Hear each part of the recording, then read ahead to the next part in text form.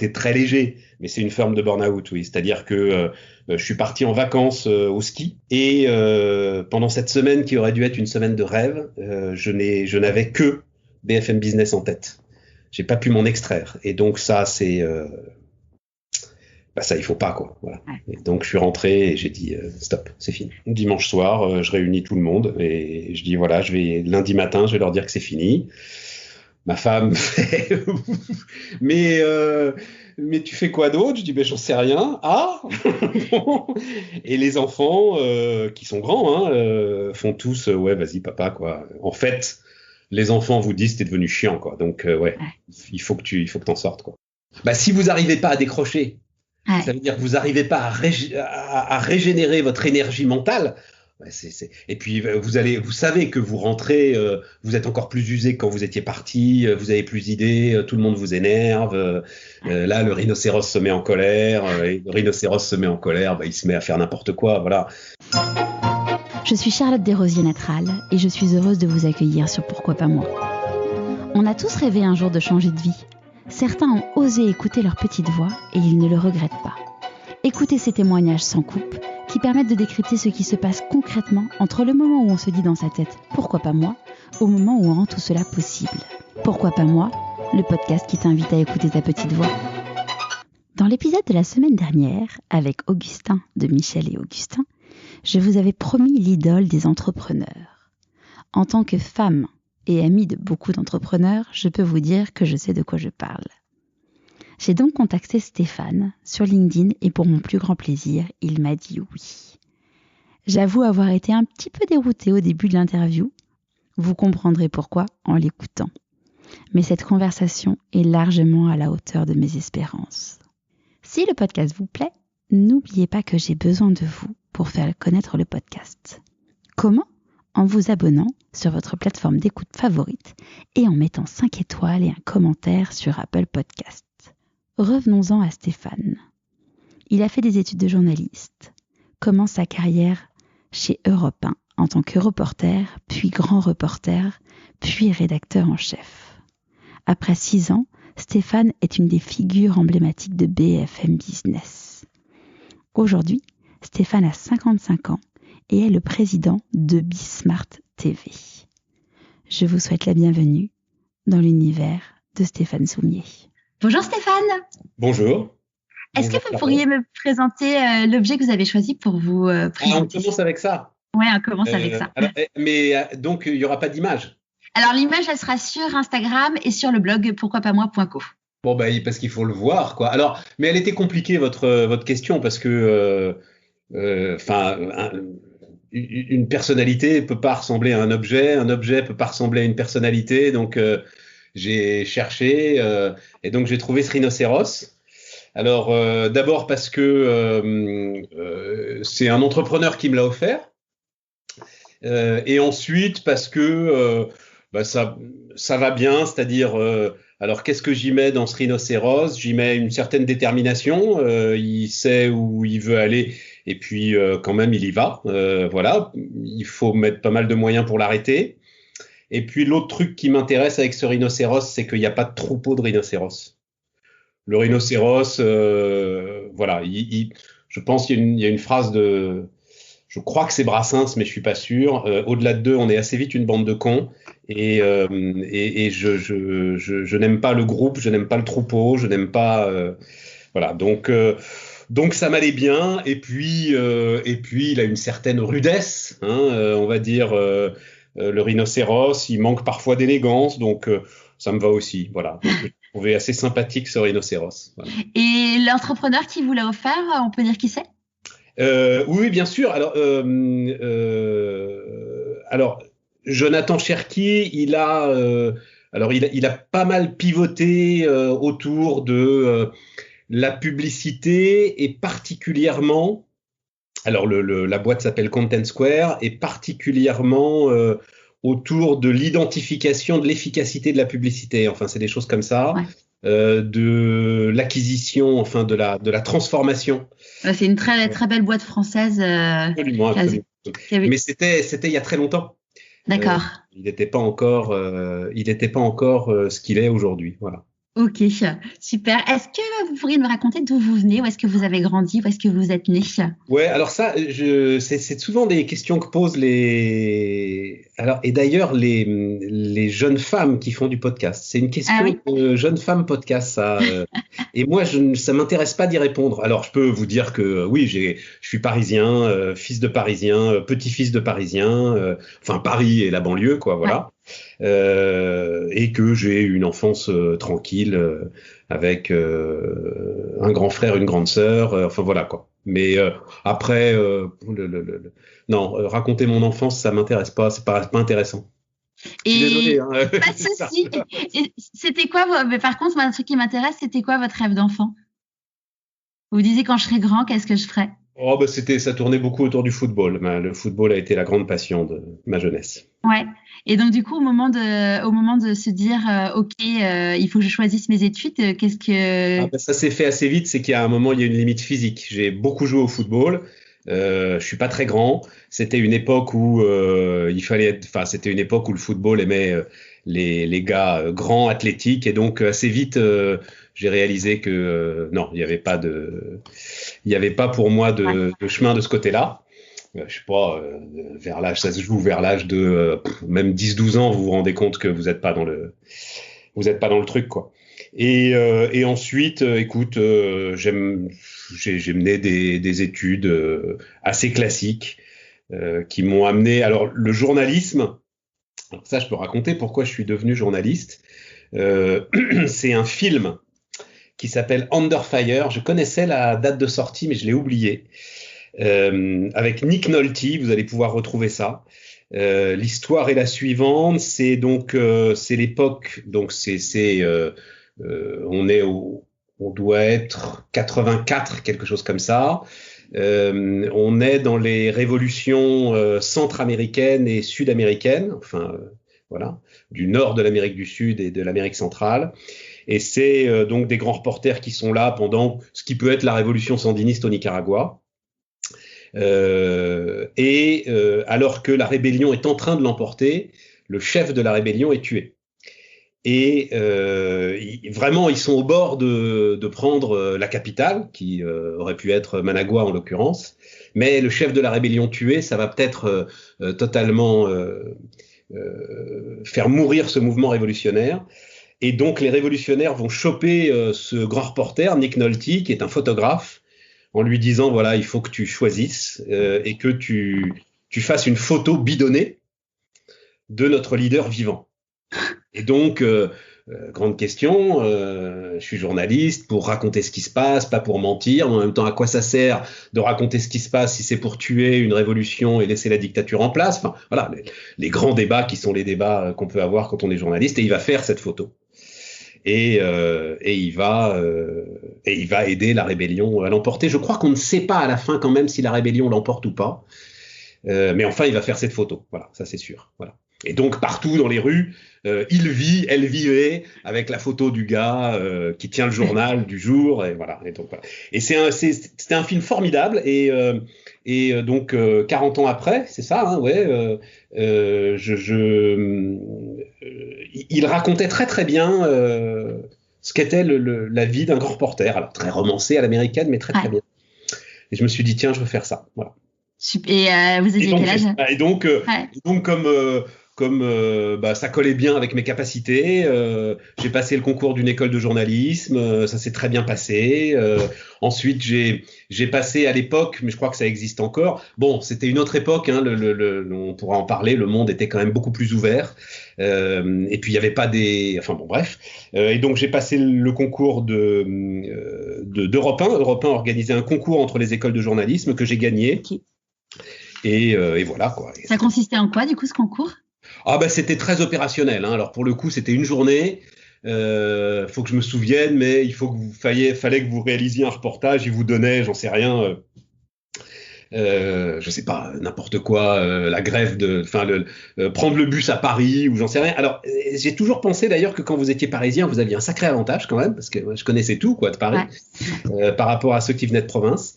Et puis ensuite vous faisiez un flash et puis vous rédigiez un papier sur Dépêche. Hein, bref, vraiment le boulot qu'on allait vous demander quand vous alliez entrer dans la radio. Ils voulaient vraiment des gens opérationnels, quoi. Voilà. Ouais. Et donc là, du coup, vous avez été sélectionné, donc jour de fête, j'imagine. Et donc là, du coup, oui, bien sûr, oui, jour de fête, oui, oui. Jour de fête, et avec d'ailleurs, peut-être qu'elle s'en souvient, mais l'une des journalistes, en fait, donc vous êtes toujours un petit peu stressé dans ces cas-là, et je me souviens quand je faisais mon flash, donc vous faites votre flash, vous avez ce qui s'appelle la régie derrière vous, vous avez une grande vitre et vous voyez la régie, et là il y avait une jeune journaliste, mais qui me regardait et qui à un moment, t'es un peu stressé, fait comme ça, me lève le pouce et fait franchement tu te débrouilles bien. Et on a été, et ça m'avait, voilà, et on avait été boire des coups ensemble après, et voilà, ça avait été très sympa. C'était parti. Et là, du coup, vous étiez grand reporter, notamment. Vous êtes d'abord tout petit reporter. Ouais. Vous faites vraiment, alors ce qu'on appelle les chiens écrasés. Vous faites alors ce qui s'appelait à l'époque Rosny-sous-Bois. Ça, c'était vraiment une sinécure, c'est-à-dire que vous alliez donc à Rosny-sous-Bois. Dans le PC de la gendarmerie pour rendre compte des accidents de la route et des bouchons, etc. Le sujet, c'est que c'était pas Waze, et que donc vous parliez d'accidents qui avaient eu lieu 3 heures avant que vous en parliez, et de bouchons qui étaient le plus souvent terminés au moment où vous en parliez. Voilà. Et vous passiez la soirée là. C'était les soirées du dimanche soir, évidemment, du vendredi soir et du dimanche soir. Ouais. Voilà, vous faites vos armes, quoi. Voilà. C'est ça. Ouais, de toute façon, il faut passer par là pour pouvoir. Exactement. Et puis après, comme toujours, il faut un coup de chance.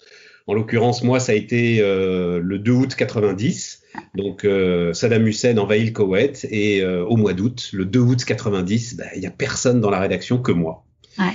Et donc, je suis à Europe 1 depuis 2 petites années parce qu'il y avait eu le service militaire.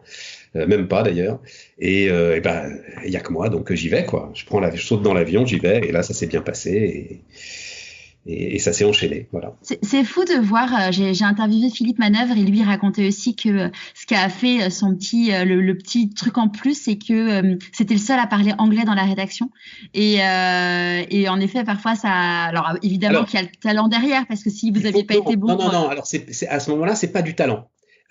Oui, enfin le talent ça viendra après, mais là, ce qu'on dit toujours, la chance ça se provoque, ouais. et en l'occurrence, oui, c'est-à-dire que on était un tout petit groupe et on y passait nos jours et nos nuits à la rédaction. C'était notre passion absolue. Ouais. C'est-à-dire que quand même vous étiez là au moment où ça se passe. Ouais. Voilà. Et s'il y avait eu un lit de camp, j'aurais dormi dans la rédac d'Europe 1. C'était un rêve devenu réalité, et donc j'allais au bout. Voilà. Et donc c'est ça aussi quand même. Et quand vous avez dit, donc là à l'époque vous aviez moins de 30 ans, quand vous avez dit, oui, j'avais 25 ans. Quand vous avez dit à votre famille que vous partiez au Koweït, ils ont réagi comment? Ma famille était très limitée. Elle était limitée à ma pauvre maman qui a réagi comme une maman quand son fiston lui dit qu'il va faire la guerre. Donc voilà, oui, elle était inquiète. Mais d'abord, elle s'est rendue compte très vite que c'était pas une vraie guerre, enfin, en tout cas dans sa première phase. Et puis ensuite, quand ça a été une vraie guerre, ma foi, voilà, c'est la vie, quoi. Parce que du coup, vous avez passé beaucoup de temps sur le terrain à l'époque. Oui. Je sais pas si, alors vous étiez pas né. Si, j'étais née. J'étais pas très très vieille, mais en 90, le 2 août, c'est le jour de mon anniversaire. Mais je suis née le 2 août, mais 83, donc j'avais 7 ans. Et oui, parce qu'il y a eu, alors d'ailleurs c'était biblique, hein, il y a eu 40 jours, 40 nuits de bombardement. Alors d'abord, il a fallu donc 2 août, vous avez des tas de négociations, machin, etc. et tout. La guerre démarre début janvier. Je crois que c'est le 13, je suis plus tout à fait sûr. Et là, vous avez 1 mois et demi, 40 jours, hein, je crois, j'ai ça en tête, de bombardements intensifs avant le déclenchement de l'offensive terrestre. Donc oui, tout ça nous a amené très très loin, absolument. Ouais. J'en ai parlé, vous la connaissez peut-être, Hortense Aran. Elle a été c'est une bonne invitée pour vous. Hortense, elle a été reporter de guerre à la BBC. Après, elle a arrêté le journalisme, et aujourd'hui elle a monté We Trade Local et Fleurs d'ici. Elle a pour ambition de révolutionner le commerce mondial. C'est une belle ambition. En fait, elle a commencé avec les fleurs. C'est ça les entrepreneurs. Ouais. Elon Musk veut aller sur Mars, et elle veut. Et je pense que c'est beaucoup plus utile de révolutionner le commerce mondial que d'aller sur Mars, d'ailleurs. C'est sûr. Donc voilà, En bravo. fait, elle a commencé avec les fleurs en disant que ça ne faisait aucun sens d'offrir des roses à la Saint-Valentin. Ce qui, d'un point de vue écologique, en effet, c'est très pertinent. Et du coup, bon, elle racontait aussi qu'à l'époque où elle a été reporter de guerre, où elle a vécu des trucs absolument fous, et elle s'est dit, en fait, je peux pas faire vivre ça à ma famille, en fait, cette inquiétude, en étant sur le front. Et donc, finalement, elle a, entre autres, pour cette raison-là, elle est sortie du terrain. Enfin, du terrain militaire, en tout cas. Moi, je suis sorti du terrain à la naissance de mon premier enfant. Voilà, c'est assez simple. À ce moment-là, ma femme était grand reporter aussi. Enfin, Okay. voilà, donc c'était simple. On partageait la même passion, ce qui est, je pense, assez indispensable d'ailleurs. Et quand vous parliez de l'entourage qui sert à la voie de la réussite, c'est clair. Et ensuite, on a décidé de mettre quelqu'un au monde, et à ce moment-là, il faut l'écouter, quoi. Donc, faut assumer ses responsabilités. Ouais. On en était tous parfaitement conscients quand on a fait ce choix-là. Donc, voilà. Et du coup, quand vous avez votre premier enfant, quel a été votre poste? Du coup, vous êtes revenu. J'avais des patrons qui n'attendaient que ça, que j'arrête, parce que ils pensaient que j'avais d'ailleurs, ils s'étaient pas gourés, que j'avais un potentiel de chef, en fait, voilà, de patron, de présentateur, de tout ça. Et comme me le disait mon grand maître Jérôme Bellet, des reporters, j'en trouve partout sous les pieds des chevaux. Des dirigeants ou des bons présentateurs, c'est beaucoup plus compliqué. Il avait raison. Ouais. Et en plus, c'est un métier d'énergie. Et c'est un métier d'énergie, d'étonnement, de découverte. Et vous êtes assez vite, alors le terme est un peu pédant, mais vous êtes assez vite mitridatisé, c'est-à-dire que vous tombez assez vite, enfin en tout cas, moi c'est ce qui commençait à m'arriver, dans une forme de banalisation de ce que vous voyez. Voilà. Ouais. Et donc, et puis, oui, donc, alors il y en a notamment les photographes. Il y a des photographes incroyables, Laurent Manderstock, dont j'ai eu Patrick Chauvel, dont j'ai eu la chance de croiser la route, qui sont des gars mais invraisemblables, qui ont cette capacité de à chaque fois, parce que de s'indigner, parce que le grand reportage, on pourra peut-être en reparler, d'où Under Fire, il faut que ce soit un combat, il faut que ce soit une indignation. C'est pas vrai qu'on raconte ce qui se passe, ça n'existe pas, ça jamais. Et qui ont cette capacité-là. Mais c'est rare quand même. Ouais. Donc là, du coup, vous devenez rédac en chef chez Europe 1. Alors, du coup, oui, c'est ça. D'abord, un peu de rédaction en chef. Enfin, en fait, je compose la matinale et puis assez vite, je me suis mis à la présenter. Voilà. Ouais. Donc ensuite, j'ai fait 18 ans de présentation de matinale jusqu'il y a 2 ans. Donc réveil 4h du mat pendant 18 ans. Alors non, il y a plusieurs, il y a deux types de... Non, c'est plutôt que ça. Quand vous faites une matinale d'information généraliste, donc Europe 1 ou aujourd'hui, si vous travaillez à BFM TV et tout, non, c'est plutôt 2h du mat le réveil. Ok. Voilà. Et pour BFM Business, pour l'économie, oui, là c'était plutôt 3h30, parce que les informations de la nuit en économie, il y en a quand même très peu. Ouais. Globalement, après la clôture des marchés, tout est dit. Et clôture Wall Street 22h, donc il est assez rare que vous ayez des surprises au milieu de la nuit. Il y en a eu quelques-unes, la mort de Christophe de Margerie, le patron de Total. Il y avait eu, alors là aussi c'était il y a longtemps, mais la fusion entre Alcatel et Lucent qui avait été annoncée au milieu de la nuit. Voilà, vous pouvez avoir des trucs comme ça, mais c'est très très rare. Ouais. Donc vous pouvez arriver un peu plus tard quand même. Et pour une vie de famille, c'est pas trop compliqué du coup Au contraire. Alors ça c'est sur la matinale, c'est biologique. C'est comme, je sais que vous aimez beaucoup les sportifs. Ils ont des avantages biologiques. Matinalier, c'est pareil. Soit votre corps l'accepte, soit votre corps ne l'accepte pas. S'il l'accepte pas, c'est très très dur. Ouais. Et c'est comme ça que vous voyez, parce que c'est prestigieux de faire une matinale, donc vous voyez des gars qui vont tenir 1 an, 2 ans, 3 ans, et après ils n'y arrivent plus, ils calanchent. Si votre corps l'accepte, c'est-à-dire que si vous avez la capacité, en gros, de vous endormir n'importe où, n'importe quand, et de récupérer assez vite, c'est ça en fait le sujet. Alors là, c'est fantastique, notamment quand vous avez des enfants, et des petits-enfants. Votre production, donc le moment qui est vraiment absolument indispensable, il s'arrête. Alors, soit, ça dépend, mais quand mes enfants étaient tout petits, ils s'arrêtent à 8h du matin. À 8h30, vous êtes à la maison, vous avez fini de bosser, vous les emmenez à l'école, vous rentrez, vous faites une petite sieste parce que votre corps le permet, vous allez les chercher, vous déjeunez avec eux, enfin, c'est extraordinaire. Et ensuite, vous êtes dans une autonomie totale pour programmer votre journée, parce qu'évidemment, il faut préparer la matinale du lendemain, mais vous pouvez le faire dans une autonomie totale. Et donc complètement, en fait, en lien avec vos enfants. Ce qui parfois d'ailleurs est un peu pesant, parce que c'est pas toujours non plus le nirvana que de s'occuper de ses enfants. Mais enfin, en gros, le truc, c'est que vous êtes là s'ils ont vraiment besoin de vous, quoi. Voilà. Ouais, ça permet c'est pas ce qu'on peut imaginer en mode. Par rapport, vous avez fait du marketing, par rapport à tous les postes, parce que quand même, vous occupez un poste à très haute responsabilité et vous avez un salaire qui correspond à ce poste à très haute responsabilité, par rapport à tous les postes comparables dans quelque business que ce soit, je crois qu'il n'y a pas d'équivalent. Voilà. Après, en effet, il faut que le corps l'accepte. Il faut que le corps l'accepte, exactement. Ouais. Et qu'est-ce qui a fait du coup que vous avez quitté Europe 1 ?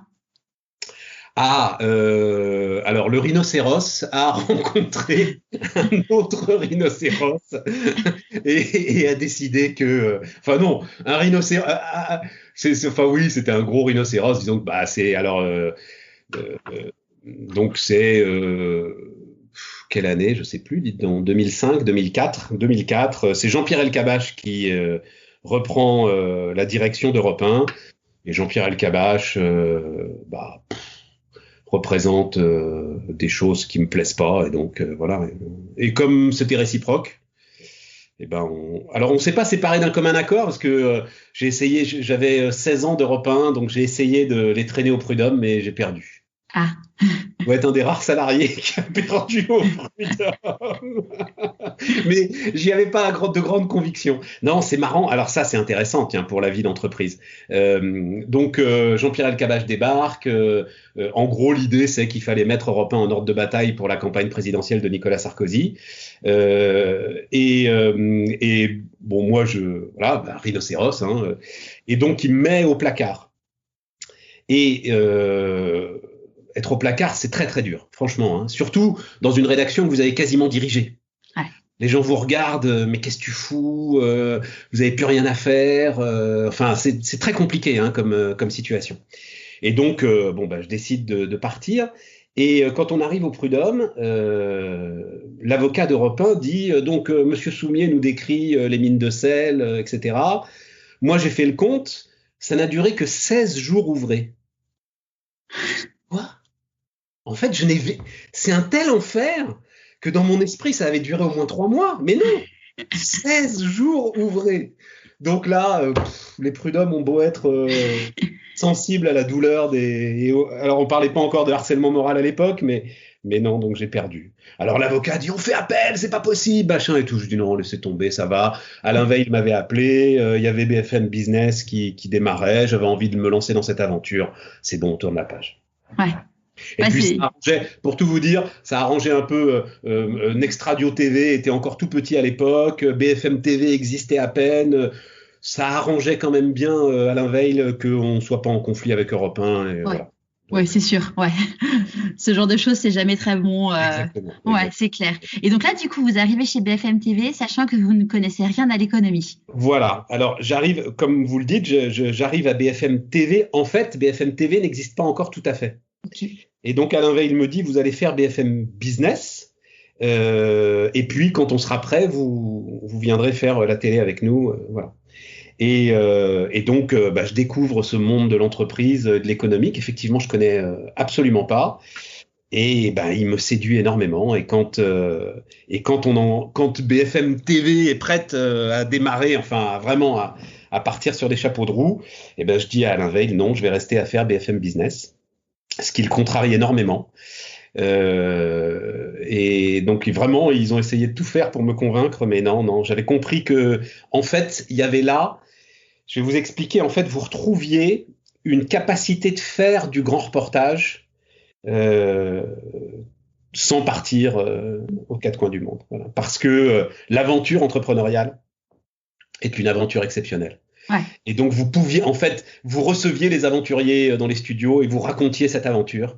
Et c'était après 20 ans de journalisme classique. C'était une manière de se réinventer qui était formidable. Voilà. Et pour le coup, je l'ai pas regretté. Et comment vous avez fait du coup? Parce que il a fallu pas se former en tant que purement de la formation, Ouais. mais pour apprendre du coup tous les codes. Ouais. Bah, alors, la formation, bah, ça, c'est. Je suis un gros travailleur, voilà, c'est ça aussi. J'ai fait des études, j'ai fait Hippocagne, Cagne, enfin des trucs assez exigeants. J'étais interne en Cagne même, enfin c'est vraiment des moments. Et donc ça, vous gagnez des réflexes. Donc là-dessus, je me suis remis au boulot, quoi. Ouais. Et puis ensuite, les codes, bah, c'est assez simple, c'est que à un moment, vous parlez plus que de ça, ça devient une passion. Et donc, bah voilà, petit à petit, ça se fait, hein. Ouais. Ça a mis, je sais pas combien de temps ça a mis, mais petit à petit, ça se fait. Voilà. Parce qu'à 40 ans, c'est le même, enfin, c'est le métier de journalisme avec un contenu complètement autre. Ouais. C'est vraiment savoir se réinventer. Ouais. Oui, oui, oui, oui. Mais alors, d'abord, j'avais pas trop le choix quand même, hein, parce que j'étais quand même dehors et j'ai 4 enfants, moi, hein, donc à un moment, fallait quand même, voilà, fallait assurer. Donc, j'avais pas trop le choix. Et puis, ce monde de l'entrepreneuriat, bah, en fait, ils trouvent tous parfaitement normal et assez séduisant finalement quelqu'un qui débarque pour se Ouais. réinventer. Ils le font tous. Donc, bah, vous faites de chouettes rencontres. Il y a des gens qui vous aident. Ils sont très très. Il y a une immense mansuétude pour toutes les erreurs que vous pouvez faire. Voilà. Ouais. Au bout d'un moment, il y en a plus. Mais au début, évidemment, quoi. Ouais. Donc non, non, ça s'est très très bien passé, très très bien passé. Et dans votre entourage, il y avait des entrepreneurs? Non, pas du tout. Non. Enfin, non, non, non, non, non, non, non, non, non, pas du tout, pas du tout. Et vos parents, qu'est-ce qu'ils faisaient comme métier? Bah, mes parents, ils étaient, enfin, cadres en entreprise, quoi. D'accord. Mon père, il avait démarré ingénieur électricien, et puis il avait basculé du côté des fonctions achats. Donc, il était acheteur. Et puis ma mère, elle a fait tout un tas de boulot autour de, on va dire, assistante de direction, fonction support, enfin voilà, des choses comme ça, quoi. Donc loin de l'entrepreneuriat. Oui, très très loin. Ouais. Ils étaient dans des grosses boîtes. Oui, oui, c'était Ouais. vraiment des salariés de grosses boîtes. Oui, oui, tout à fait. Et du coup, vous, à partir de quand ça a commencé à vous titiller l'entrepreneuriat pour vous? Jamais. Jamais. Là aussi, c'est un peu contraint et forcé. Non, je continue à dire que je suis pas entrepreneur, moi. L'entrepreneur, c'est une prise de risque absolue. Moi, même, bah, ce dont on va parler, la Bismart, la prise de risque est ultra limitée. Donc non, non, non, non, je suis pas entrepreneur. Le sujet, c'est qu'à un moment, au bout de 14 ou 15 ans de BFM Business, alors disons que petit à petit, j'ai pris de plus en plus de responsabilités. Et à un moment, je me suis retrouvé avec trop de responsabilités sur la tête. Et Pourquoi trop? alors, bah, on revient sur le rhinocéros, c'est-à-dire que je pense que, enfin là-dessus, je continue à penser que j'ai raison et c'est pour ça qu'on a fait Bismart. Je pense qu'il y avait un chemin très précis à emprunter pour BFM Business. Et ce chemin, bah, il fallait le débroussailler, il fallait, en gros, pour résumer, je pense que la seule valeur aujourd'hui pour de l'audiovisuel économique en France, parce qu'on a un petit marché, c'est pas le cas aux États-Unis, bah, c'est d'aller vers quelque chose de quasiment B2B. Ouais. C'est d'aller vers quelque chose qui s'approche de la presse professionnelle. Voilà. Mm-hmm. Et donc, très B2B, très exigeant, avec un système de financement par partenariat. Et ça, c'est pas la voie que voulait suivre Alain Veil. Ouais. Et pour de bonnes et de mauvaises raisons. Et donc, il a fallu que je lui démontre que j'avais raison. Donc, Alain Veil, lui, est un entrepreneur. Donc, je donne ma chance au produit. Donc, et puis Soumier, ça se passe bien, voilà. Donc, on avance. Mais petit à petit, il fallait que je fédère toute l'entreprise dans ma direction. Voilà. Alors, le rhinocéros a beau avoir certaines capacités. Bah, d'abord, bah, il y a des livres. Donc, les convaincre, ça prend du temps, ça prend de l'énergie. Il y a des gens qui ne veulent pas vous suivre, mais qui veulent même, enfin, dont en fait, par exemple, parce qu'on peut faire en toute transparence, quand vous êtes dans cette logique, donc, encore une fois, il faut que toute l'entreprise soit alignée dans cette direction. Et notamment, quand vous faites de l'audiovisuel, il y a la déclinaison web qui est très importante. Alors, quand j'ai commencé le combat pour prendre le contrôle du web, c'était il y a 4-5 ans. Et il y avait encore, et je crois que maintenant, ça c'est moins vrai, mais il y avait encore une dichotomie étonnante entre, vous preniez le journal Le Monde, par exemple, entre la version, on va dire, papier, alors print, mais même le print sur le web, du journal Le Monde, et puis la rédaction web, ce qu'on pouvait lire sur le web en termes de papier qui ne serait jamais dans la version print, mais il y avait un monde parfois, des trucs incroyables.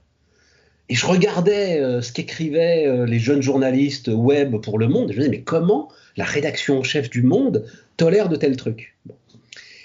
Et pour BFM Business, c'était pareil. On peut prendre un exemple, par exemple, quand il y a eu toutes les polémiques autour du salaire de Carlos Ghosn. Il y a un bon moment. BFM Business, sa vocation, c'est de défendre pour le coup, un entrepreneur, enfin en tout cas un capitaine d'industrie qui est en train de construire le premier constructeur automobile mondial. Mais sur le web, il y a des jeunes gars et puis des jeunes gars qui font la course au clic et qui donc, eux, vont aller prendre le point de vue totalement inverse. C'est quoi l'expression de BFM Business? C'est pas possible. Et donc, il a fallu rentrer en guerre avec cette rédaction web, en partie gagner la guerre, dire à vos équipes, vous allez être full journaliste, radio, télé et web, et vous allez voir, ça va marcher. Et là, vous rentrez dans le management du changement, et un rhinocéros, c'est pas très bon pour le management du changement. Voilà. Ouais. Là, il aurait fallu beaucoup plus Oui, le management du changement, comme me l'a dit un grand patron, c'est un métier en soi. Et là, j'ai échoué. Et donc, à ce moment-là, la masse de responsabilités que vous avez, l'ensemble de l'énergie que vous mettez pour entraîner l'entreprise dans cette direction, tout ça, à un moment, ça fait trop, quoi. Ouais, voilà. Ça fait une grosse bulle. Ça marche plus. Ouais. Ça marche plus. Et comme vous avez concentré toutes les responsabilités sur vous, vous pouvez plus redéléguer derrière. La marche arrière est très compliquée à faire. Vous allez redéléguer, vous allez dire, OK, je laisse tomber le web. Bon, mais ça veut dire que, ce que vous aviez martelé, finalement, vous avez tort. Non, je continue à avoir raison, simplement, on peut pas le faire. Non, c'est pas possible, ça marche pas. Voilà. Ouais. Ou vous arrêtez de diriger la rédaction en continuant à présenter la matinale. Oui, mais le directeur de la rédaction, sans arrêt, vos équipes, le type, forcément, il va faire différemment et sans arrêt, ce sera rapporté à ce que vous faisiez. C'est injouable. Ouais. Donc, il faut partir. Donc là, du coup, un jour, vous allez voir Alain Veil en disant c'est fini. Je m'en vais. Est-ce qu'il y a eu un déclic qui a fait que vous vous êtes dit, allez, c'est aujourd'hui où j'y vais? Oui, c'est que c'est comme vous. Alors moi, c'était très léger, mais c'est une forme de burn-out, oui. C'est-à-dire que je suis parti en vacances au ski, sans les enfants, pour la première fois depuis 20 ans. Et pendant cette semaine qui aurait dû être une semaine de rêve, je n'avais que BFM Business en tête. J'ai pas pu m'en extraire. Et donc ça, c'est... ça, il faut pas, quoi. Voilà. Ouais. Et donc je suis rentré et j'ai dit stop, c'est fini. C'est fou de voir le nombre de personnes que j'interviewe qui me disent que c'est pendant les vacances où il y a une prise de conscience. Si vous n'arrivez pas à décrocher, ça veut dire que vous n'arrivez pas à régénérer votre énergie mentale. Et puis vous savez que vous rentrez, vous êtes encore plus usé que quand vous étiez parti, vous avez plus d'idées, tout le monde vous énerve. Là, le rhinocéros se met en colère, et le rhinocéros se met en colère, il se met à faire n'importe quoi, voilà.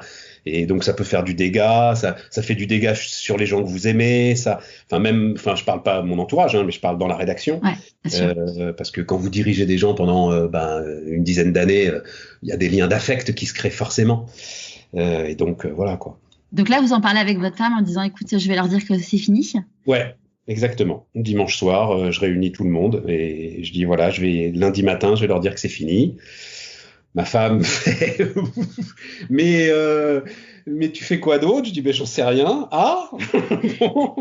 Et les enfants, qui sont grands, hein, font tous, ouais, vas-y, papa, quoi. En fait, les enfants vous disent, t'es devenu chiant, quoi. Donc, ouais, Ouais. il faut que t'en sortes, quoi. Voilà. J'en parle souvent parce que quand j'ai fait mon burn-out, le week-end de l'ascension où j'ai décidé que j'allais m'arrêter, mon mari a regardé mes enfants, bon, qui sont petits, les miens, ils ont 6 et 9 ans, donc ils en avaient un et demi de moins à cette époque-là. Et il les a regardés en disant, vous la trouvez comment, maman, en ce moment? Alors, je me suis pris une claque d'une violence absolue. Et en fait, c'est fou de voir, en effet, que je dis souvent, ouais, c'est les enfants, c'est le meilleur des miroirs, en fait. Oui, oui, enfin, ça, je sais pas, mais en tout cas, c'est sûr que. C'est sûr. Alors là, enfin oui, oui. Enfin, c'est sûr que non. C'est sûr que quand vous commencez à partir en vrille, vous ne vous en rendez pas compte. Voilà, Ouais. c'est ça la leçon. Il faut faire très attention à ça. Et alors, on va dire, ouais, il faut des gens qui vous disent la vérité.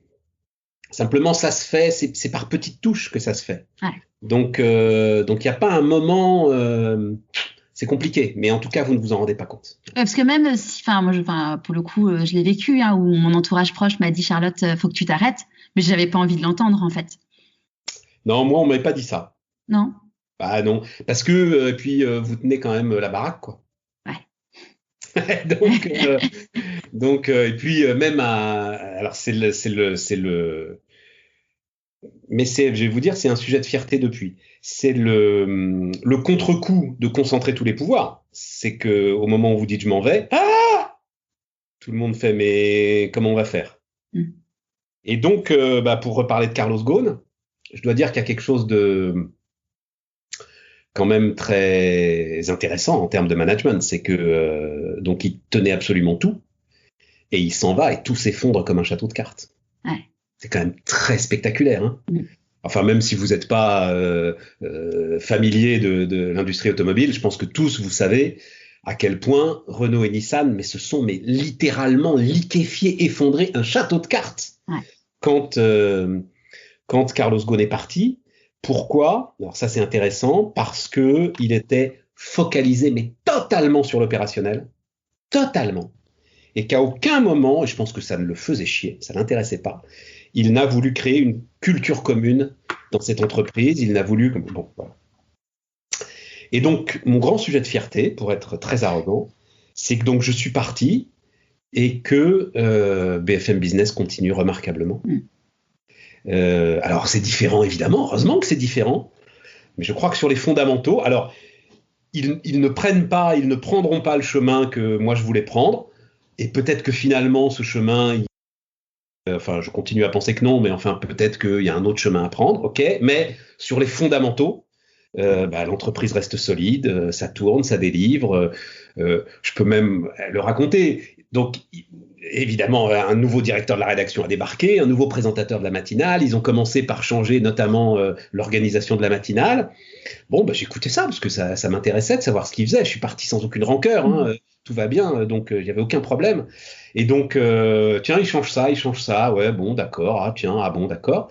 Puis petit à petit, j'ai vu revenir finalement tout ce que j'avais fait. Vous savez, c'est comme vous achetez un appartement où vous commencez et il y a des propriétaires qui y habitent depuis longtemps et vous allez commencer par pourquoi ils ont mis un truc là, et puis petit à petit vous vous rendez compte que vous refaites ce que faisaient. Ah oui, parce qu'il n'y avait pas 36 façons de le faire. Donc voilà, alors ils ont changé des choses évidemment, hein, mais globalement le socle il reste à peu près le même. Donc je suis assez parce que ça marchait, donc.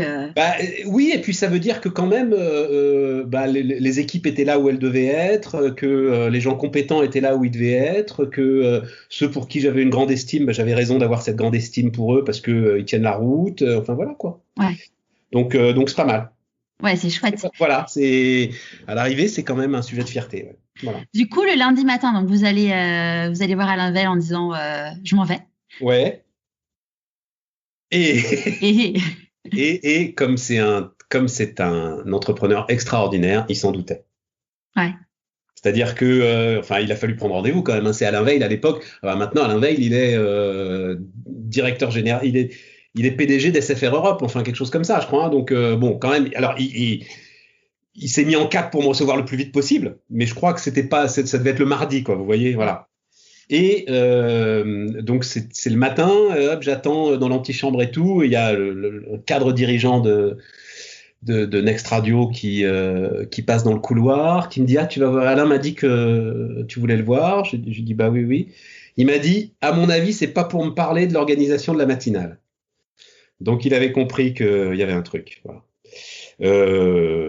Écoute, il a été parfait quoi, comme il a tout le temps été parfait Alain Veil avec moi. Hein, donc voilà, il a la mesure du truc, c'est-à-dire c'est intéressant hein, parce que je lui dis pourquoi je m'en vais, etc. et tout. On a une discussion assez intime ensemble, ce qui est très très rare. Alain Veil comme moi, on est très fermé, donc voilà. Et là, il me dit Stéphane, on est d'accord, on est des grandes personnes. Il n'y a pas de retour en arrière. Je dis non, Alain, il n'y a pas de retour en arrière. Et en fait, lui ensuite va essayer de me faire revenir sur ma décision. Mais pour moi, non, il n'y avait pas de retour en arrière. Ouais, tu savais que c'était fini. C'était fini et alors j'ai même brûlé les vaisseaux, c'est-à-dire que donc il me dit c'était mois de mars, et il me dit écoutez, ça va être évidemment un choc. Donc je vous demande d'abord de rester jusqu'à la fin de la saison, ce qui pour moi était parce que quand vous partez une main devant, une main derrière, quand même, j'avais rien, pas un projet, rien. Hein. J'avais juste envie de dire stop. Bon, je savais que j'avais une petite notoriété, que là, mais quand même. Avoir un petit levier de négociation, c'est pas mal. Donc, oui, on va voir, Alain, on va négocier. Voilà. Donc, voilà. Je vais être arrangeant. Non, faut surtout pas dire ça quand vous commencez la négociation. Oui. La négociation doit commencer par un non. Doit commencer par vous n'y pensez pas. Mais vous avez dans la tête que tiens, j'ai un levier. Voilà. C'est Bernard Tapie qui dit dans le film formidable de Claude Lelouch, comment s'appelle ce film ? Homme, femme, mode d'emploi, je crois. Quand vous avez quelque chose à vendre, il faut commencer par mettre devant le panneau vendu. Hein, voilà. Non. Et donc j'ai fait une incise, mais pourquoi ? Oui. Et donc ok, on va voir, on négocie. Et ensuite il y a eu un peu de turbulence pour d'autres raisons dans la rédaction. Et à ce moment-là, en fait j'ai brûlé mes vaisseaux. J'ai dit que j'allais partir à la fin de la saison. Voilà. Donc j'étais sûr qu'à ce moment-là. Ça s'arrête quoi ? Ça s'arrête en juin ? Le 12 juillet. Je me suis arrêté le 12 juillet. Là, il a tiré jusqu'au bout. Là. Et ça va, ça n'a pas été trop dur parce que du coup, quand on s'est compare. C'est une période étrange. Ouais. Très, très agréable. Très agréable parce qu'en fait, il n'y a plus d'enjeu. Donc vous avez. Franchement, et alors est-ce que dans sa tête, il y avait ça pour me faire regretter ? Mais limite, alors si ça vous arrive, si vous êtes, vous continuez à faire votre boulot, donc c'est quand même le boulot que vous aimez, mais il n'y a plus aucun enjeu parce que l'affaire tourne, ça marche, ça fonctionne, vous devenez super agréable avec tout le monde, votre management se transforme totalement. Non, c'est super agréable. C'est super agréable. Vous avez moins la niaque, oui, c'est-à-dire vous allez se battre pour tel invité exceptionnel, etc. Machin, moins, d'accord. Mais quand même, non, ça a été une période, très très agréable. Et comment du coup, comment ça s'est passé ? Donc là, il fallait savoir ce que vous alliez faire après. Ouais. C'était un vrai sujet, forcément. Ouais. Alors oui et non parce que droit social français. Rupture conventionnelle, chômage derrière, il n'y avait pas encore eu la réforme de l'assurance chômage, donc ça donnait une belle visibilité quand même. Okay. Bon, et puis je vais être très franc avec vous, j'avais été très bien payé, donc ça allait. On avait fait les comptes, j'avais de la visibilité devant moi. En même temps, je connais l'économie. Et c'est le sujet très important avec le chômage. C'est pour ça que quand on parle du chômage, du contrôle des chômeurs et de toutes ces histoires-là, il y a une méconnaissance des mécanismes du chômage de la part de notamment des responsables politiques qui en parlent, qui est toujours, qui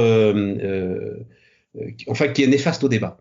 Le problème du chômage, c'est que quand plus vous allez vous installer dedans, plus il va être difficile d'en sortir. Voilà. Quel que soit votre niveau de qualification. On a tous connu ça, et maintenant, je pense que pour chacun, ça devrait être une réalité, avec le confinement, et pour tous ceux qui ont pu vivre le confinement dans des conditions qui étaient des conditions agréables. Ça a été une addiction, cette histoire. le chômage, ça peut être la même chose. Voilà. Là-dessus, tous les spécialistes du travail sont d'accord là-dessus. Voilà. Donc, j'étais conscient qu'en même temps, il fallait pas que je reste sans rien faire pendant trop longtemps. Voilà. Et donc là, il se trouve que donc j'avais pas non plus envie de refaire la même chose. Alain Veil m'avait dit ça tout de suite. Vous allez faire la matinale sur LCI. Non, Alain, non. Ben non, ce sera recommencer la même chose. Enfin, voilà, vous avez fait un burn-out marketing. Vous n'allez pas refaire du marketing. Non, même si c'est pour L'Oréal, même si c'est pour. Enfin, vous voyez. Voilà, non, c'est pas possible. C'est pas possible. Vous avez fait une indigestion. Vous pouvez plus en manger. Donc non, c'était pas ça. J'allais pas dire comme d'une grande boîte, j'ai eu des propositions, non, je n'allais pas faire ça non plus. Et c'est là qu'un jeune entrepreneur qui s'appelle Loïc Vuichard m'a appelé en me disant est-ce que vous avez envie, je me souviens très bien de son premier message, est-ce que vous avez envie de vous associer à une start-up en pleine croissance qui a déjà 3 ans de carnet de commandes? Bah ouais, fun. Il s'agit de quoi? Il s'agit d'animer des cercles confidentiels de cadres dirigeants qui sont tous en transformation et en mutation. Pas mal, effectivement, super intéressant. Et donc, je vais assister à certains de ces cercles et je dis banco, et je dis à Loïc, ok, on part ensemble. Et donc, c'était parti. Et donc, ça me permettait d'être indépendant, totalement indépendant, et d'animer ces cercles. Donc, ça veut dire que vous aviez globalement un gros client qui assurait le fonds de commerce, vous pouviez travailler, très important, le sentiment d'isolement est aussi sans doute le plus difficile pour, on va dire, un manager en transition, parce que c'était ça que j'étais. Et là, je pouvais, alors c'était pas full time, hein, c'est pas un full time job, mais je pouvais au moins 2-3 fois par semaine plonger dans une équipe, travailler avec une équipe. En plus, une équipe jeune, enthousiaste, etc. Voilà. Et ça aussi, c'est vraiment quelque chose qu'il faut aller chercher le plus vite possible. C'est vraiment le conseil que je donnerais pour la transition, c'est même si c'est pas idéalement le boulot où vous vous dites, c'est pas, mais allez-y, prenez-le, faites le truc en indépendant, en étant très transparent avec ceux avec qui vous le faites. Voilà. C'est pas forcément ça que je vais faire encore pour les 10 ans qui viennent, mais je suis avec vous, vous pouvez compter sur moi. Et comme ça, ça permet d'inventer et de réfléchir tranquillement. Voilà. Ouais. Super important. Le sentiment d'isolement est, je pense, quelque chose de compliqué. Peut-être compliqué pour vous, Charlotte. Voilà. Après, moi, je sais que j'avais tellement été oppressée par mes équipes et par le fait d'être tout le temps avec du monde que j'ai eu besoin d'être toute seule, en fait. Oui, mais pendant 2-3 mois. Je m'étais pris le mur un peu trop fort. C'était un peu plus que 2-3 mois, du coup. Ouais, mais après, quand il faut reconstruire, quand il faut repartir, alors vous pouvez vous challenger avec votre mari, mais c'est pas pareil. Enfin, c'est vraiment la conviction que j'ai. Ouais, après, c'est sûr que, clairement, avec l'univers du podcast, je me suis fait des amis ou en tout cas des personnes où on se parle quasiment maintenant presque tous les jours. Et du coup, c'est vrai que même si pour le coup c'est à distance, c'est top de pouvoir échanger sur son projet et c'est ce qui fait grandir, quoi. Bien sûr. Et quand du coup vous êtes passé, je fais un petit retour en arrière, mais ça va faire un lien avec Bismart TV. Vous êtes passé du coup de la radio à la télé, même si c'était. Ouais. Alors ça, c'est une conviction très forte. C'est très facile pour les gens de radio de faire de la télé. C'est très compliqué pour les gens de télé de faire de la radio. Pourquoi? C'est le contraire de ce qu'on croit. Bah oui, c'est clair, ouais. Parce que le plus compliqué à gérer, c'est le silence. Ouais. Quand vous faites de la radio, vous apprenez ce que je suis en train de faire là maintenant, à gérer le silence. Et quand vous avez fait des années de radio, des années en plus de reportages, des émissions en direct, etc., il ne peut plus rien vous arriver. Moi, Charlotte, il ne peut plus rien m'arriver quand je fais une émission en direct. C'est impossible. Je suis capable de tenir le crachoir pendant 10-15 minutes sans qu'il y ait personne et de raconter et de décrire à l'ensemble de ceux qui sont à l'écoute ce qui est en train de se passer, pourquoi on a un problème, comment est-ce que les choses vont se régler, comment est-ce qu'on essaye de les régler, etc. Là, je suis en train de le faire, je pourrais vous le faire pendant, mais ça va être très ennuyeux pour ceux qui vous écoutent. Je me souviens, alors, quand je démarrais, parce que je vais parler d'une star, donc comme ça va intéresser, c'est Denis Brognard, le Denis Brognard de Koh-Lanta. Denis Brognard, c'était un journaliste sportif, formidable journaliste sportif. Et c'est les Jeux Olympiques de 1988, ou 8 et 4, 12, ou 92. Bon, je ne sais plus, peu importe.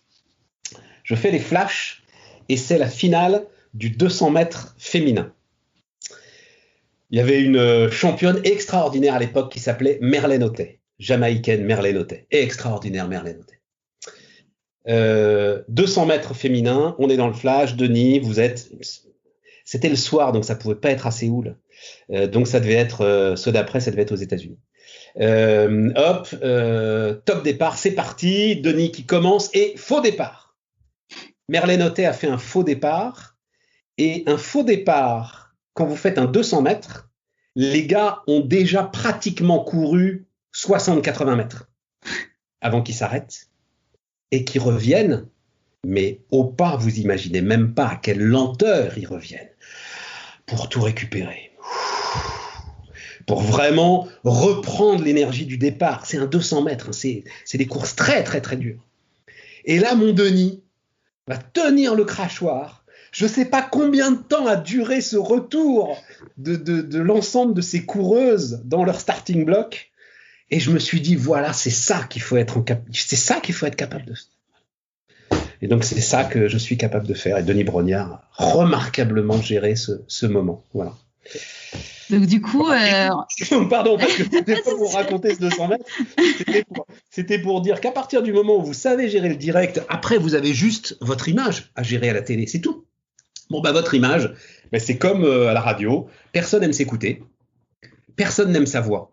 Personne. C'est physique, c'est parce que ce que vous entendez depuis que vous êtes bébé, c'est dans votre oreille interne, votre voix. Or, votre voix, c'est pas ça, elle est différente. Et donc, c'est très déstabilisant. Donc, personne n'aime sa voix et personne n'aime son image. J'ai vu, vous avez tous vu des très grands acteurs magnifiques, très très beaux, qui détestent se regarder. Ils sont obligés, mais ils détestent se regarder. Et la télé, c'est pareil, je crois, pour tout le monde. On déteste se regarder, mais il faut le faire, parce que sinon vous êtes plein de tics, vous tout. Donc vous le faites, c'est très simple à gérer l'image. Voilà, aucun problème. Pour un journaliste de télé qui a pu s'appuyer sur l'image pour gérer les silences, à la télé, vous pouvez vous taire, vous avez l'image.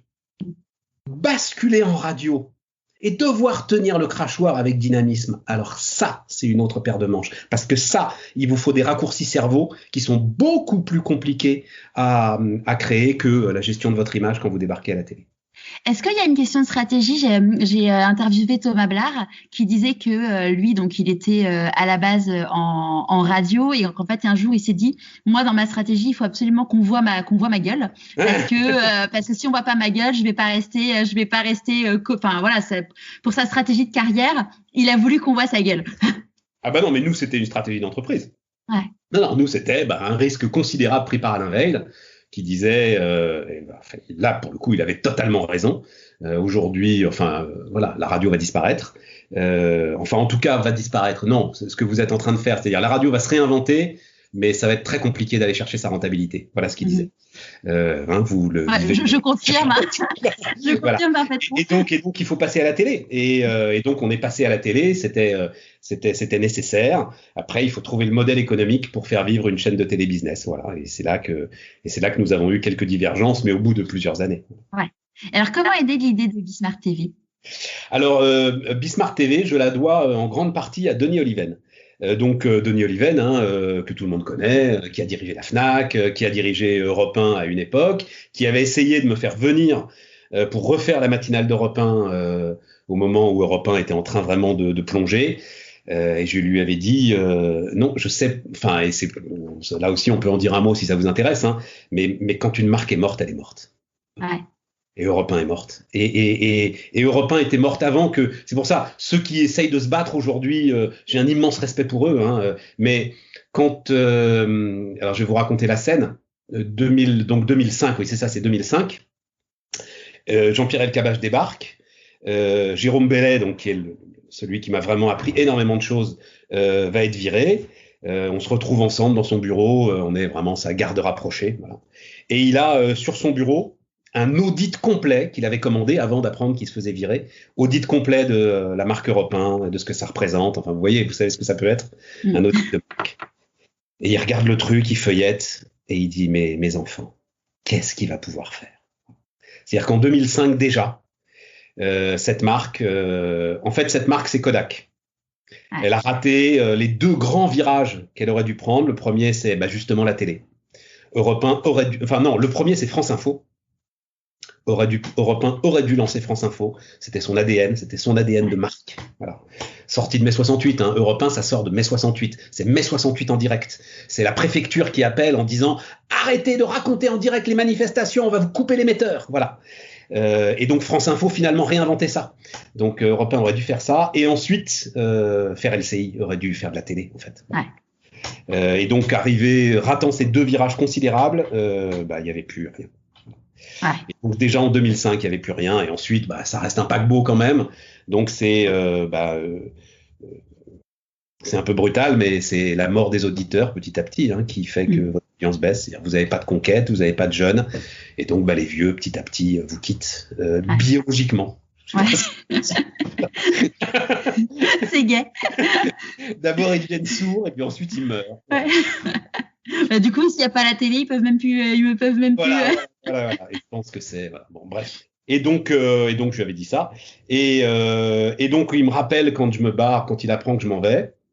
Avec un message qui là aussi quand même reste gravé parce que vous en entendez pas beaucoup. Je sais pas ce que vous allez faire, mais je veux le faire avec vous. C'est chouette.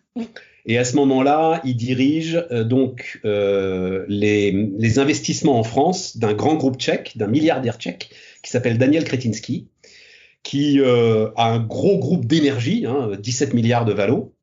Enfin, peut-être qu'il a un peu perdu maintenant depuis, mais qui se rend compte notamment que c'est une énergie très carbonée, et donc qui se rend compte qu'il faut qu'il pivote son groupe, ses investissements, et qui se dit pourquoi pas dans la presse et dans les médias.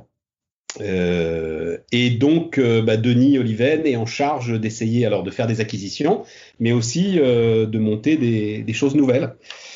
Et donc, il me dit, écoutez, si vous voulez, nous, on est à votre disposition. Donc, quand vous avez un gars qui a un groupe de 17 milliards qui dit vous êtes à votre disposition, vous dites ah bon, oui, effectivement, voilà, on va peut-être faire quelque chose. Et donc là, avec 2 associés qui étaient avec moi à BFM Business, Pierre Fredenreich et Valérie Bruschini, on se dit en fait, on va faire ce que je vous ai décrit, ce qu'on avait envie de faire, c'est-à-dire de la presse pro télévisuelle, un média ultra B2B, et donc on va voir si ça marche, on va essayer de faire ça. Évidemment, il fallait qu'on ait toutes les garanties d'indépendance pour le faire. Là-dessus, vraiment, le Denis Oliven a été incroyable. CMI a été incroyable. C'est-à-dire qu'ils ont injecté du capital. Ils ont injecté du capital en nous laissant quasiment 50%, et en tout cas le contrôle par pacte d'actionnaires de l'ensemble de l'éditorial. Donc tout va bien, on pouvait pas refuser, quoi. Voilà. Ouais. Et c'est en ça où je dis, je ne suis pas entrepreneur parce qu'il y a aucun risque. Ouais. Alors, je pense que ça va marcher. Il y a pas de doute. Oh là là, si, il y a de gros doutes, mais au bout de les premiers 6 mois d'exercice, l'accueil qu'on a reçu, tout, finalement, ça peut marcher. Mais si ça n'avait pas marché, les risques pour nous auraient été très limités quand même. Ouais. Parce que du coup, là, ça a été un gros investissement de la part de CMI. Voilà. CMI, non, c'est pas gros. Non. Alors, je sais pas si l'investissement est connu ou s'il est confidentiel, donc je vais pas vous le dire. Mais c'est j'ai vu que c'était en dizaines de millions d'euros. Ah non, non, c'est pas ça du tout. Ah non, d'accord. Non, 4,5 millions d'euros, pardon. Voilà, 4,5 millions d'euros, dont une partie en dette. Donc pour eux, des dizaines de millions d'euros, ça c'est BFM Business. Ouais. Non, oui, ça aurait été. Mais c'est pas la peine, ça sert à rien. Oui, je me demandais, ça sert à quoi 4,5 millions d'euro pour. Alors 4,5, si vous en avez besoin, ça sert à embaucher 25 personnes. Et on a quand même on a quand même une PME là, voilà, à embaucher 25 personnes et à faire de la télé, parce que ça a beau être beaucoup moins cher que ce que c'était, il faut quand même.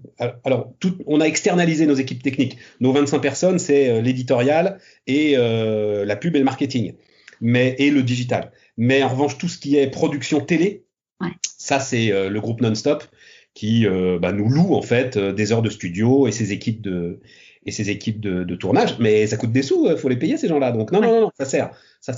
Ouais, ça vous a permis de vous lancer en faisant tout de suite un truc ça nous donne 2 ans de visibilité. Voilà. D'accord. Et au bout de 2 ans, si on n'a pas validé le business plan, si au bout de 2 ans, on n'a pas une idée de rentabilité, ça sert à rien. Ça veut dire qu'on s'est planté. Voilà. Donc on verra. Donc on fera le point dans 2 ans où est-ce qu'on en est, quoi. Voilà. Ouais. Et là, du coup, aujourd'hui, vous avez encore le chômage ou vous avez Alors, aujourd'hui, effectivement, je bénéficie de l'aide à la création et à la reprise d'entreprise. Ouais. l'ACRE. Dispositif formidable. Alors, j'en ai beaucoup parlé sur l'antenne de BFM Business. Donc, ça suppose que vous ne vous versiez pas de revenus, ce qui est plus assez. C'est-à-dire que ce dispositif fait que on peut pratiquement créer 2 emplois de plus avec la trésorerie de Bismart. Donc, il n'y a pas de revenus pour vous, mais Pôle emploi, j'ai devant moi, je le fais en toute transparence. Donc, c'est sur 1 an, l'ACRE. Et ça vous fait à peu près 7 000 € de revenus nets par mois. Ouais. Franchement, voilà. Et si, évidemment, ça dépend après de la façon, mais vous pouvez tirer le truc. Si vous êtes un entrepreneur sur un truc beaucoup plus... Alors, je dis 7 000 € parce que je pense que dans 1 an, on aura suffisamment de trésorerie pour pouvoir peut-être commencer à me rémunérer. Si c'est pas possible, je diviserai par 2. Même si je dois diviser par 2, c'est 7 000 €. Même encore 3 500 ou 4 000 par mois, quand vous avez à côté un peu d'économie, etc. et tout, ça va. Vous pouvez avancer. C'est très important, ce dispositif. Alors, je pense que là, il était donc menacé par la réforme de l'assurance chômage de pré-Covid. Ouais, de novembre. Voilà. Je vois que tu connais la date, donc ça veut dire que j'ai concerné aussi alors. J'ai été chômeuse en septembre, donc c'est octobre. Voilà. Faire en sorte que à 15 jours près, ça passe. Exactement. Donc j'ai étudié le truc aussi, ouais. Exactement. Ouais. Et donc voilà quoi.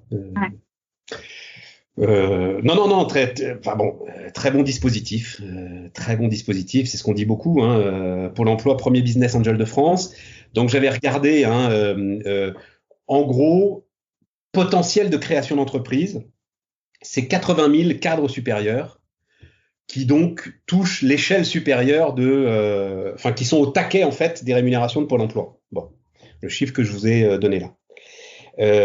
Ces 80 000 cadres supérieurs, ils ont la possibilité tous de créer une entreprise. Voilà. Même si vous n'en avez qu'une sur 10 qui marche. 8 000 gars qui, grâce à Pôle emploi, vont créer, on va dire 3-4 emplois, mais ça peut être plus. Vous avez 30 000 emplois, voilà. Vous avez un gisement de 30 000 emplois qui est là.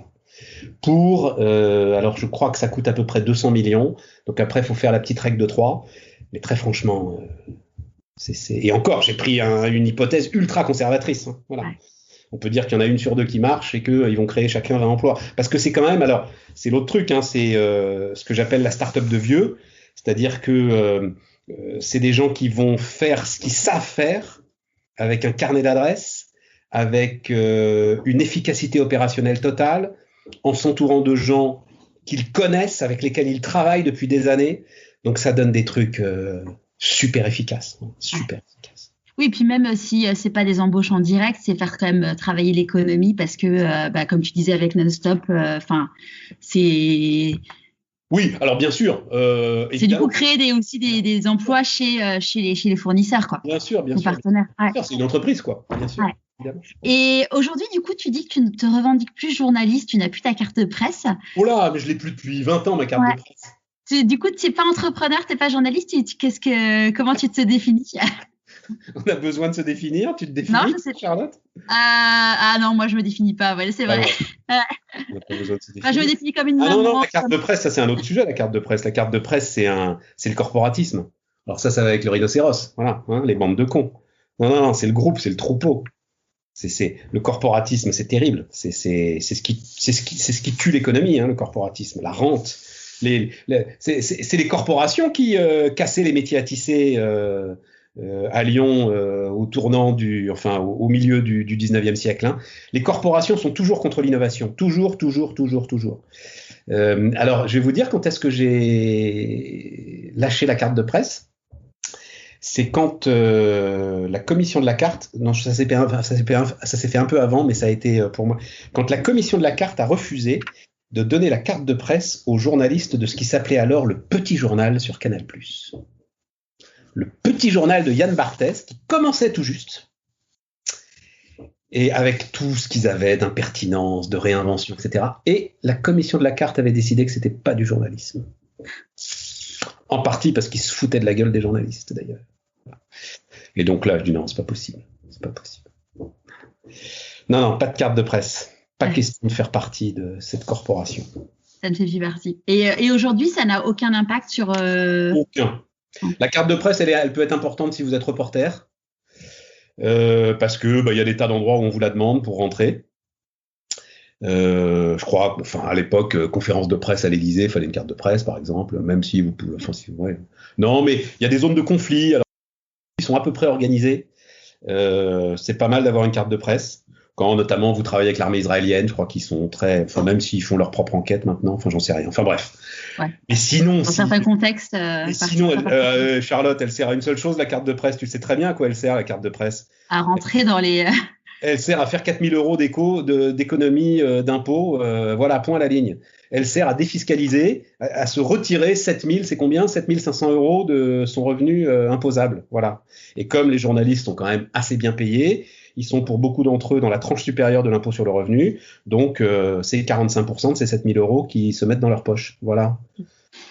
Voilà ce que c'est la carte de presse. Mais quand vous dites ça, la corporation vous dit mais non, mais pourquoi ? Parce que ça revient régulièrement. Alors, vous avez des grands colloques sur pourquoi la défiance envers les journalistes. Allez-y, allez faire un tour sur Twitter. Tiens, pourquoi vous n'aimez pas les journalistes ? Vous allez voir la niche fiscale qui va débarquer tout de suite. Et les gars vous disent oh mais non, mais c'est pas un sujet, mais ça coûte rien du tout. Tiens, ça doit coûter à peu près ce que coûte le dispositif aide à la création et à la reprise d'entreprise. Voilà, c'est quand même beaucoup plus efficace qu'une carte de presse. Ouais.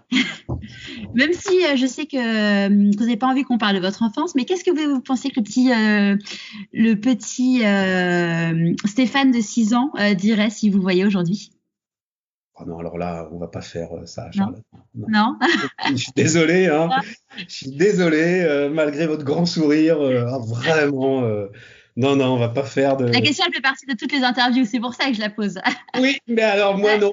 Joker. Je crois qu'il s'en fout complètement. Voilà, non. Ouais. Bon, on n'en parle pas alors, c'est pas grave. On n'en parle pas, c'est qu'on va pas se mettre à faire de la psychologie de comptoir. Non, franchement. Non. Qu'est-ce que, quand on dit qu'il y a des choix, il y a des renoncements, aujourd'hui, c'est quoi du coup vos renoncements par rapport à votre nouvelle vie ? Rien, aucun. Rien. À quoi j'ai pu renoncer ? Alors là.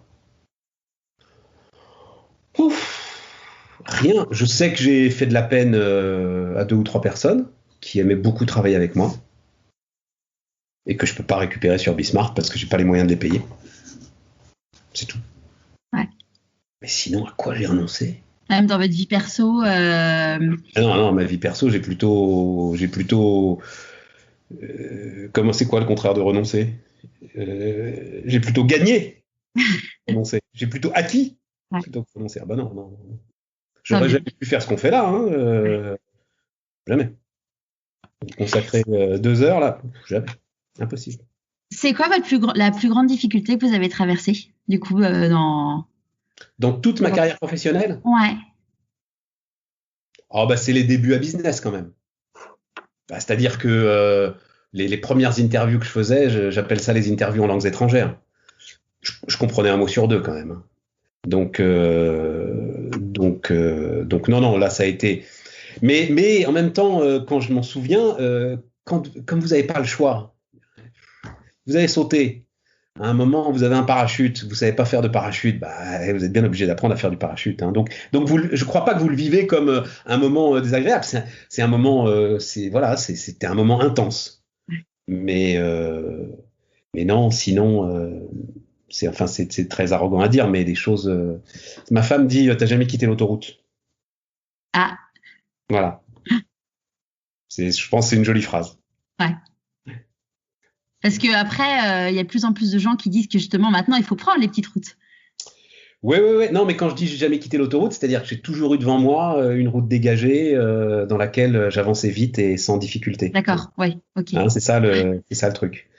C'était ça l'autoroute. Voilà. Et est-ce que quand vous avez lancé Bismart TV, vous avez eu des peurs, des doutes? Non, parce que mais voilà, c'est l'autoroute, c'est-à-dire que alors non seulement c'est l'autoroute, mais vous avez un motard pour vous ouvrir le chemin.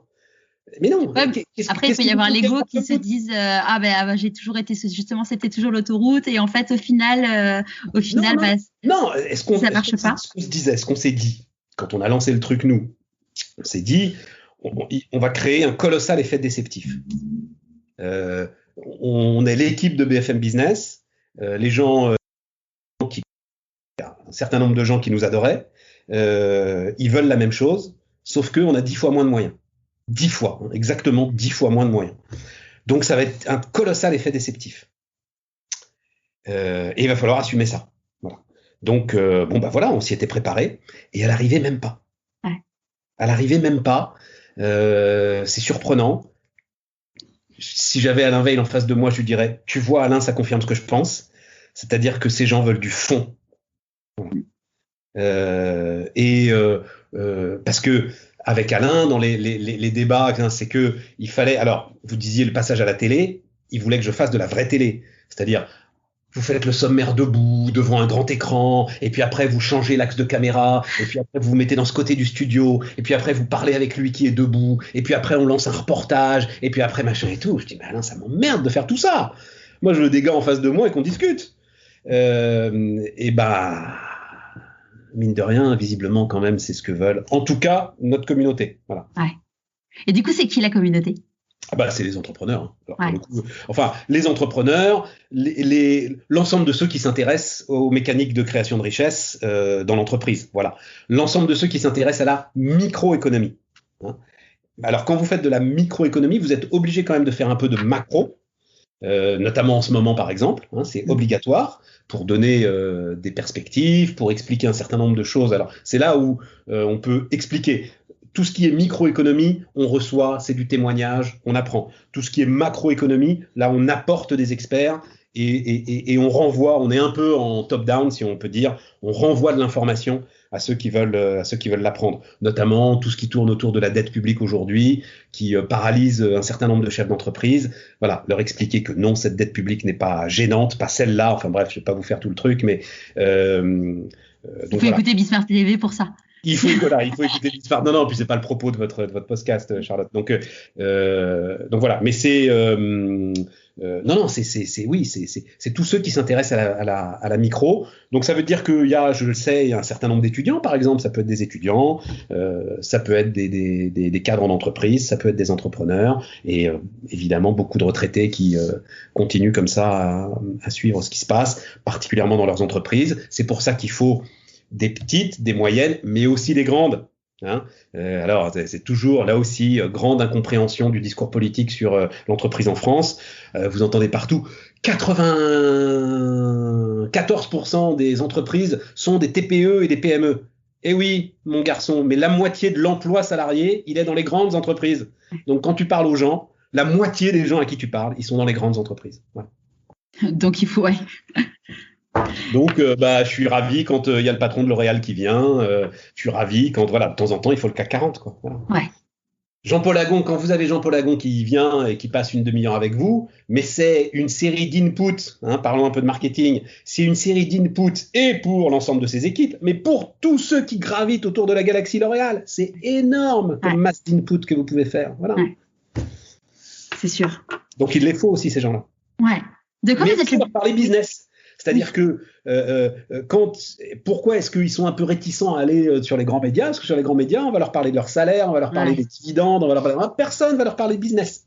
Une seule fois, j'ai eu la chance d'interviewer Bernard Arnault. Une seule fois.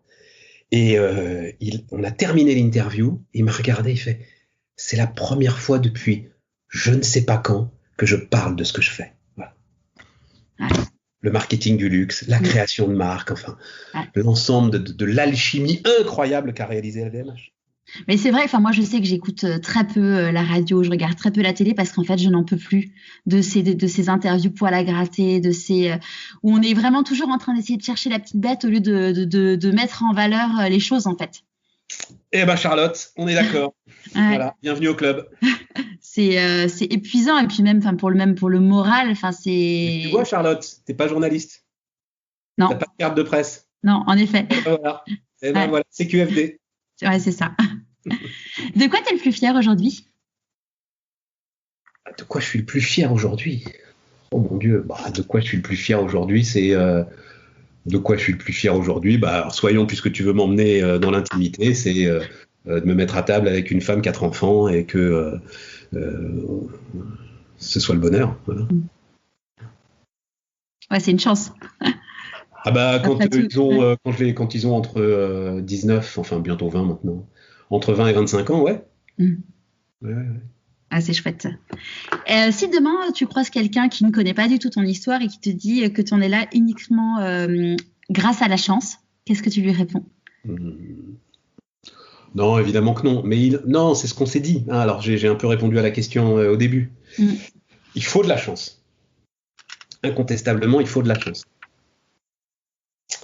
Mais après, il faut savoir surfer sur la chance. Voilà. Il faut effectivement, donc, le 2 août 90, t'es là, t'es tout seul, à la rédac. Tiens, je vais te raconter une histoire. Donc, le 2 août 90, t'es là, t'es tout seul à la rédac, tu pars, et tu te retrouves dans un pays très compliqué, l'Arabie Saoudite, tout seul, avec des sources d'informations nulles, l'Arabie Saoudite, hein, dans une chambre d'hôtel, et tu trouves le temps long quand même. Hein. Il se trouve que quelques années avant, je ne sais pas si l'histoire de la grotte d'Ouvéa te dit quelque chose. Non. Donc c'est la Nouvelle-Calédonie, 84. Ah, j'avais un an. Voilà. Je vais la faire rapide. Les Kanaks, donc de Nouvelle-Calédonie, prennent en otage une dizaine de gendarmes. C'était donc il y avait des émeutes régulières. C'était une guerre. Les Kanaks prennent en otage des gendarmes dans une grotte. C'est autour de Noël. Et je crois que c'est une trentaine de gendarmes. Et évidemment, tous les reporters partent donc à l'autre bout du monde avec. Et Noël approche. Et un certain nombre d'entre eux, et notamment grand reporter d'RTL, appelle sa rédaction et dit: écoute, là, j'ai envie de faire un aller-retour pour Noël, voir mes enfants. Franchement, la situation est pourrie, complètement stable. Je vois pas ce qui pourrait se passer. Est-ce que tu crois que je peux faire l'aller-retour et tout? T'es bien sûr de toi? Disent les mecs. Oh, bah oui. Non, mais t'as raison. Et puis ça peut peut-être durer. Ok, fais l'aller-retour. Voilà. À ton avis, qu'est-ce qui s'est passé? Voilà. Ah, évidemment que ça c'est. Non, pas la libération. C'est parti en cacahuète. L'assaut a été donné. Ouais. Y a eu je sais plus combien de morts. D'accord. Oui, ça a été plusieurs gendarmes tués. Enfin, ça a été une histoire incroyable. Il était en famille avec ses enfants. Il était dans l'avion même. Ouais. Il était dans l'avion même. C'est 24 heures d'avion. Hein. Ouais. Il était dans l'avion. Je crois qu'il a fait demi-tour, je sais pas où, quelque part à Singapour ou je sais pas où et tout. Ah bon, c'était trop tard, quoi. Ouais. Je peux te dire que cette histoire-là, mais personne jamais n'aurait eu la capacité de me faire rentrer d'un reportage tant que c'était pas terminé. Voilà. Il y a eu, alors voilà, c'est là où tu te dis ok, t'as la chance, mais derrière il faut tenir, mon pote, faut tenir. Quand il y a eu après la guerre du Golfe, il y a une intervention, alors militaire, les plus anciens s'en souviendront, intervention militaire importante de l'armée américaine en Somalie. Il y a une terrible famine en Somalie, notamment une ville qui s'appelle Baidoa.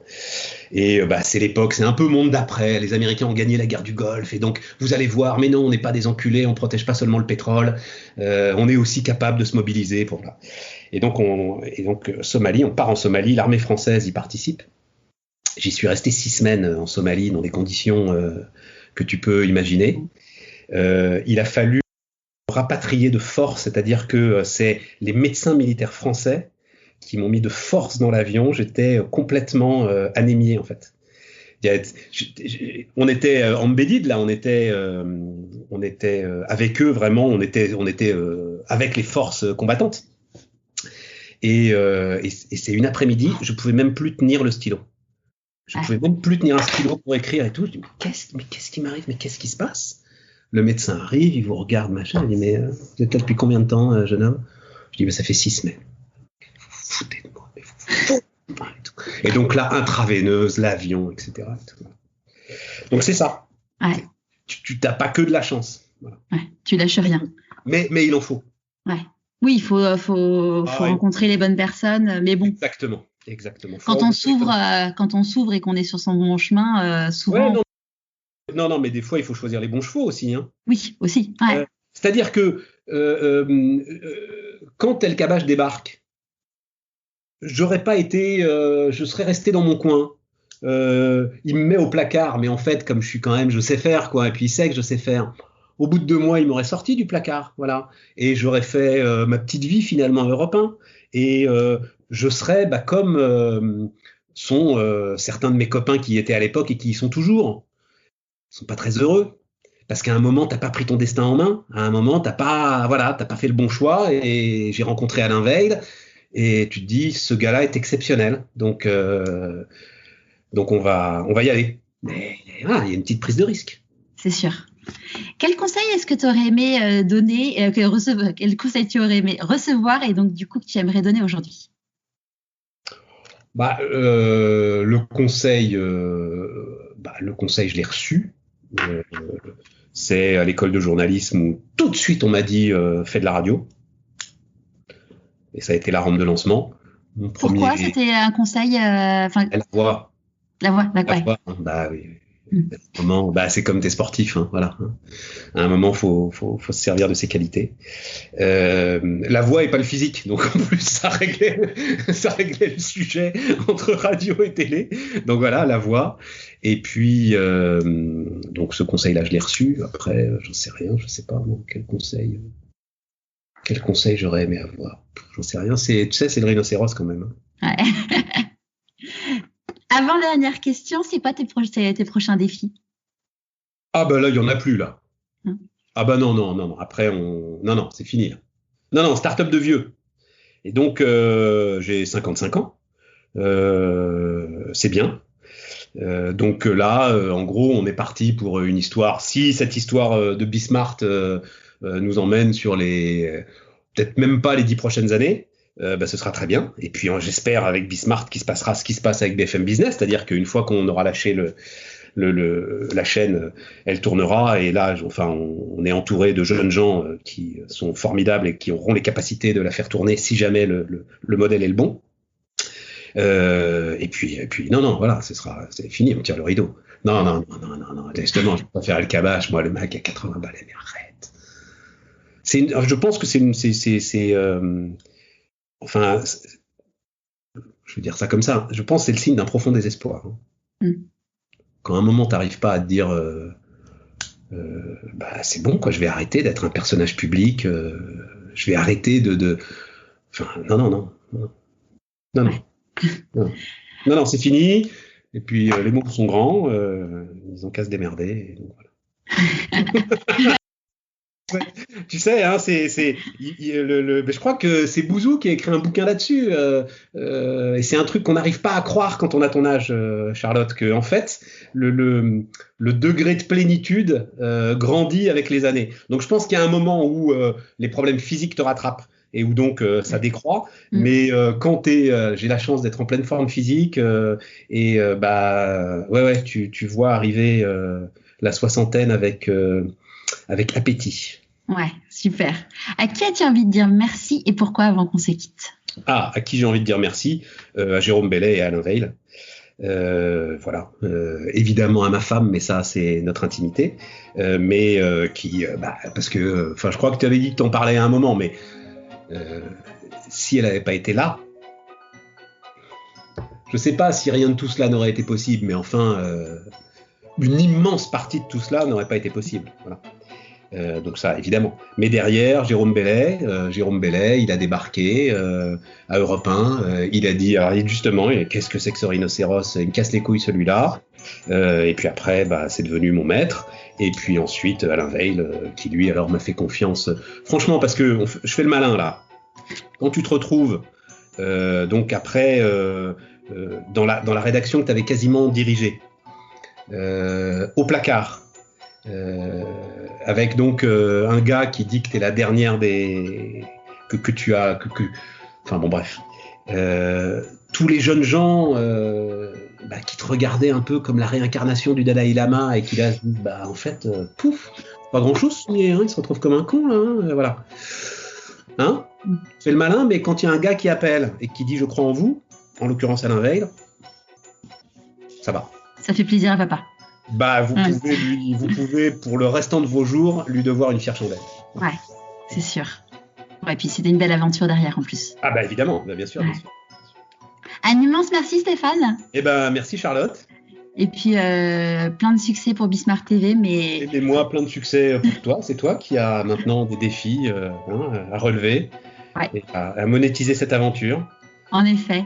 Bon, il commence à y avoir des beaux projets qui arrivent. Bon, très bien. Bonne route. Merci beaucoup. Au revoir Charlotte. Au revoir.